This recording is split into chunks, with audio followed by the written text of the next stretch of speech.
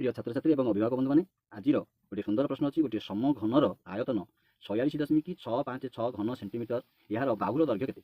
ଖୁବ୍ ସୁନ୍ଦର ପ୍ରଶ୍ନଟି, ଶେଷ ପର୍ଯ୍ୟନ୍ତ ଦେଖିବେ। ଆମେ ବିନା କିଛି କରି ଆର ଉତ୍ତର ଆମେ ବାହାର କରିପାରିବା। କେତେ ଆର ଉତ୍ତର? ଆର ଉତ୍ତର ହେଉଛି 3.6। ମୁଁ କିଛି କଲିନି, এই ଉପାୟଟି ଟିକେ ଶିଖିବା ପାଇଁ ଚେଷ୍ଟା କରନ୍ତୁ। ବହୁତ ଟାଇମ୍ ସେଭ୍ ହେବ ପରୀକ୍ଷା ହଲରେ। ଏଠି ଦେଖ ଆମେ କେମିତି ମୁଁ କଲି, ବିନା କିଛି ପ୍ରୟୋଗ କରି ପେନ୍ ଆଣ୍ଡ ପେପରରେ ମଧ୍ୟ 3.6 ଆମେ ଲେଖିପାରିବା। କେମିତି କରିବା ତାର ଠିକ୍ ମୁଁ କହୁଛି। ଏଇଟା ହେଉଛି 46.656।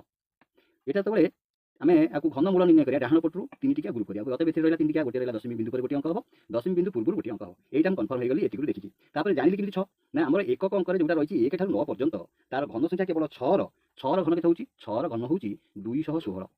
ଏଠି 6 ହେଇଥିବାରୁ ଏଠି 6 ଅଛି, ତେଣୁ ମୁଁ ଫାଇନାଲ କରିନେଲି ଏକକ ଘର ଅଙ୍କଟି ଆମର 6 ହେବ ବୋଲି।